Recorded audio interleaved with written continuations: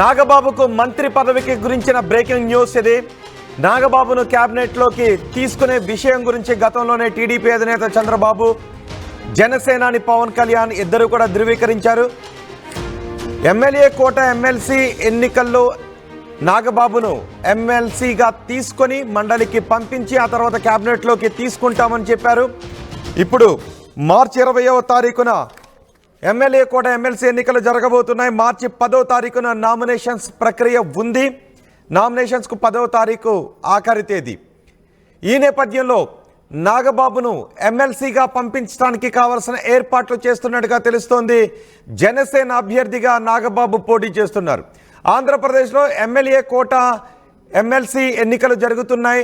5 ఖాళీలు ఉన్నాయి. ఈ 5 ఖాళీలకు మార్చి 20వ తారీఖున ఎన్నికలు జరుగుతున్నాయి.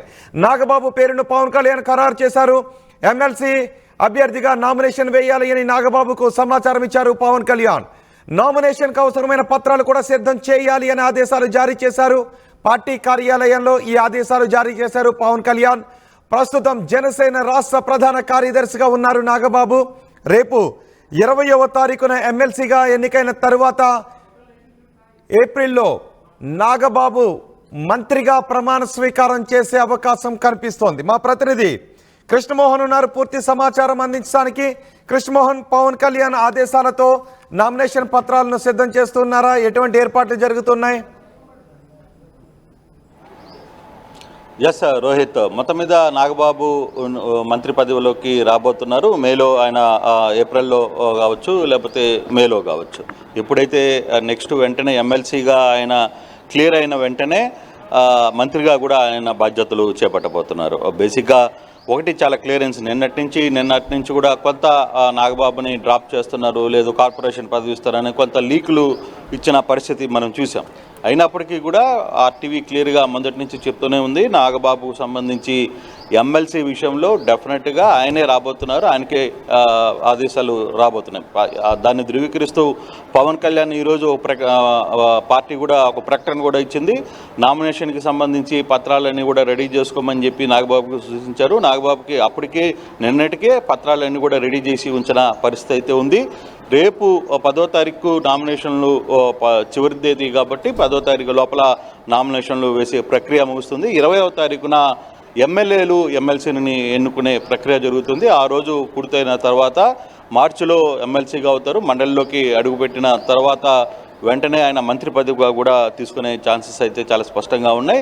అది ఈ రోజుతో ఆ డౌట్స్కి ఏవైతే ఉన్నాయో, కొన్ని రూమర్స్ వచ్చాయో వాటన్నిటి కూడా పటాపంచలు చేస్తూ పవన్ కళ్యాణ్ ఈరోజు ప్రకటన కూడా ఇచ్చిన పరిస్థితి అయితే ఉంది. చాలా క్లియర్గా నాగబాబుని ఎమ్మెల్సీగా తీసుకోబోతున్నారు. ఇదే వ్యవహారంలో గతంలో ముఖ్యమంత్రి కూడా ఒక అధికారపూర్వకమైన లెటర్తో ఆయనే స్వయంగా రాజ్యసభ ఎన్నికలు జరుగుతున్న సమయంలో కూడా నాగబాబు పేరును ప్రస్తావిస్తూ త్వరలో మంత్రివర్గంలోకి తీసుకోబోతున్నామని చెప్పి ముఖ్యమంత్రి స్వయంగా ఒక అధికార ప్రకటన కూడా చేసిన పరిస్థితి అయితే ఉంది. సో దీంతో చాలా క్లియర్గా అర్థమైపోతుంది, ఇక నాగబాబు కూడా మంత్రి పదవిలోకి రాబోతున్నారు. నెక్స్ట్ అయితే ఏ శాఖను కేటాయిస్తారు అనే అంశం మీద కొంత చర్చించుకునే పరిస్థితి అయితే ఉంది. కానీ అది ఎంతవరకు కరెక్ట్ ఏంటి అనేది కొంత, అంటే ఏ పదవి మంత్రి పదవికి ఇస్తారు అనేది కొంత ఆలస్యంగా తెలిసే అవకాశం ఉన్నప్పటికీ, కానీ ఎమ్మెల్సీగా మాత్రం రేపు 10వ తారీఖు లోపల ఆయన నామినేషన్లు వేయబోతున్నారు. దానికి సంబంధించి అన్నీ సిద్ధమవుతున్నాయి. సో ఒకటి ఎమ్మెల్సీ అయిపోయిన తర్వాత 20వ తారీఖు ఎన్నిక ఉంది కాబట్టి 20వ తారీఖు ఎమ్మెల్యేలు నాగబాబుని, అంటే మొత్తం 5 స్థానాల్లో ఒకటి క్లారిటీ వచ్చేసింది, అది నాగబాబుది. సో నాగబాబు క్లియర్గా చేసుకుంటున్నారు కాబట్టి ఆయనకి ఎమ్మెల్యేలు ఒకటి పోతుంది. ఇంకా 4గిట్లో బీజేపీకి ఏదైనా ఉందా లేదా అనే ఛాన్స్ కూడా కొంత డౌట్గా కనపడుతుంది. మిగిలిన 4 టీడీపీ తరఫున కొన్ని పేర్లు వినపడుతున్నాయి. రేపు సాయంత్రానికి ఎల్లుండి కల్లా కొంత క్లారిటీ వచ్చే అవకాశం ఉంది అనేది కూడా చాలా స్పష్టంగా కనపడుతుంది. మిగిలిన ఎమ్మెల్సీలు ఎవరు ఏంటి అనే దాని మీద కూడా టీడీపీ తరఫున అంటే సామాజిక వర్గంగా కూడా కొన్ని పేర్లు బయటికి తెర మీదకి వస్తున్నాయి. దాంట్లో గతంలో పార్టీ కోసం పనిచేసిన వాళ్ళు, కొంతమంది ఎమ్మెల్యేల సీట్లకు త్యాగం చేసిన వాళ్ళు, కుటుంబం వల్ల కొన్ని సీట్లు పోయినాయి కాబట్టి ఆ త్యాగం చేసిన వ్యక్తులకు కూడా వాటిల్లో కొంత ఇంపార్టెన్స్ అయితే చాలా స్పష్టంగా కనబడుతుంది. రేపటికి వాటి మీద కూడా ఒక క్లారిటీ వచ్చే అవకాశం అయితే కనబడుతుంది. రోహిత్, మొత్తం మీద పవన్ కళ్యాణ్ నాగబాబు విషయంలో లైన్ క్లియర్ చేశారు. ఆ ఆహారంలో నిన్న ముఖ్యమంత్రితో కలిసినప్పుడు కూడా ఇదే సబ్జెక్టులో మాట్లాడుకున్న పరిస్థితి అయితే చాలా స్పష్టంగా ఉంది. అయితే కొంత నాగబాబుకి ఇవ్వట్లేదు అనే కొంత లీకులు కూడా ఇచ్చిన పరిస్థితి అయితే ఉంది. కానీ ఇప్పుడు తాజాగా ఒక అధికార ప్రకటన కూడా రిలీజ్ చేశారు. నాగబాబుకి సంబంధించి క్లియర్ అయింది. నాగబాబు రేపు ఎమ్మెల్సీలకి ఆయన రేపు ఎల్లుండి 10వ తారీఖు లోపల మంచి రోజు చూసుకొని తన నామినేషన్లు దాఖలు చేస్తారు. 20వ తారీఖు జరగబోయే ఎన్నికల్లో ఆయన ఎమ్మెల్సీ కాబోతున్నారు. ఎమ్మెల్సీ అయిన తర్వాత మండలిలో అడుగుపెట్టబోతున్న నాగబాబుకి మంత్రి పదవి కూడా వచ్చే అవకాశానికి ఎటువంటి అదుపు లేదు. సో ఆ లైన్ క్లియర్ అయిపోయింది. నాగబాబుకు సంబంధించి వ్యవహారంలో మొదటి నుంచి కొంత అవుతారా కాదా అని వస్తున్న చర్చలకి ఈరోజు జనసేన ఇచ్చిన అధికార ప్రకటనతో అది ఒక క్లారిటీ వచ్చిందని మనం చెప్పుకోవాలి. రోహిత్, అంటే ఎప్పుడు నామినేషన్ ఎప్పుడు వేసే అవకాశం? 10వ తారీఖు ఆఖరి రోజు, ఎప్పుడు మంచి రోజు అనుకుంటూ ఉన్నారు. నాగబాబు నామినేషన్ వేసే రోజు ఎప్పుడు వస్తుందని, అంటే మార్చి 10న మార్చిలోనే ఎన్నికలు జరిగితే అందరికీ తెలుసు. ఆ రోజు ఎప్పుడు వస్తుందని సైనికులు ఎదురు చూస్తూ ఉన్నారు. ఆ రోజు రానే వస్తుంది కాబట్టి జన సైనికులు ఎటువంటి ఉత్సాహం కనిపిస్తోంది. ఎప్పుడు నామినేషన్ వేసే అవకాశం ఉంది? అంటే బహుశా 10వ తారీఖు బాగుంది అనేది చాలామంది అంటున్నారు. ముహూర్తం అన్నీ అనుకున్న ప్రకారంగానే జరిగితే 10వ తారీఖున నామినేషన్లకి క్లియర్ అవుతుంది. నామినేషన్లు 10వ తారీఖున వేస్తారనేది ఒక సమాచారం అయితే అందుతోంది. ఇప్పటి వరకు బహుశా 10వ తారీఖున వేస్తే అదే రోజు చివరి రోజు కాబట్టి ఆ రోజు కూడా కొంత ముహూర్త బలం ఇవన్నీ కూడా బాగున్నాయి అనేది చెప్తున్నారు. సో ఆ దిశగా సోమవారం 10వ తారీఖు సోమవారం కాబోతుంది. ఆ రోజు నామినేషన్లు చివరి రోజు. అదే రోజు నాగబాబు నామినేషన్ ప్రక్రియను వేస్తారు. తర్వాత తర్వాత 20వ తారీఖు ఎలాగో ఎన్నికలు ఉంటాయి. ఆ రోజే రిజల్ట్స్ కూడా వచ్చేస్తుంది. ఆ రోజు ఎమ్మెల్సీగా ఉండబోతారు. మండలిలో ఒకరోజు ఆయన ప్రమాణ స్వీకారం చేయాల్సిన పరిస్థితి కూడా ఉంటుంది. ఫర్దర్గా ఇక నెక్స్ట్ మంత్లో క్యాబినెట్ విస్తరణ జరిగే అవకాశంలో అప్పుడు నాగబాబుని దాంట్లో క్యాబినెట్లోకి తీసుకునే ప్రయత్నం చేపడుతుంది. ప్రస్తుతానికైతే ఆ క్యాబినెట్లోకి ఏ రోజు తీసుకునేది కొంత టైం పట్టే పరిస్థితి అయితే ఉంది. కానీ ఎమ్మెల్సీ ప్రక్రియ మాత్రం 10వ తారీఖున ఆయన కూడా వేస్తున్నారు. 20వ తారీఖున ఎన్నికలు ఉన్నాయి.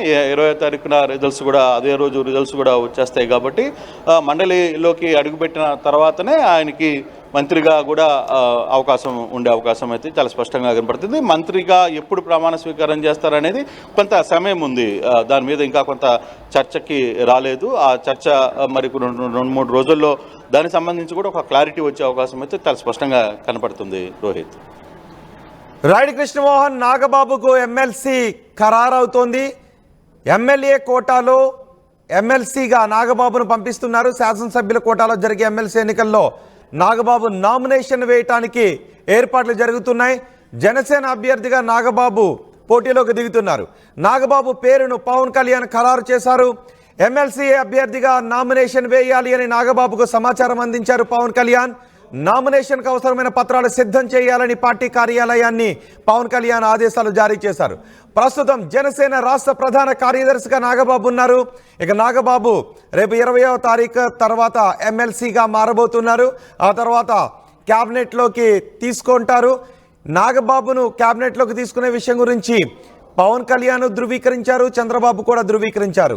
ఇప్పుడు నాగబాబుకు ఏ శాఖ ఇస్తే బాగుంటుందని మీరు అనుకుంటున్నారో మీ అభిప్రాయాన్ని కమెంట్ బాక్స్లో తెలియచేయండి. నాగబాబుకు ఏ శాఖ పర్ఫెక్ట్ ఉంటుంది, ఏ శాఖ బాధ్యతలు ఇవ్వాలి అని జన సైనికులుగా మీరు కోరుకుంటున్నారో మీ అభిప్రాయాన్ని కమెంట్ బాక్స్లో తెలియచేయండి.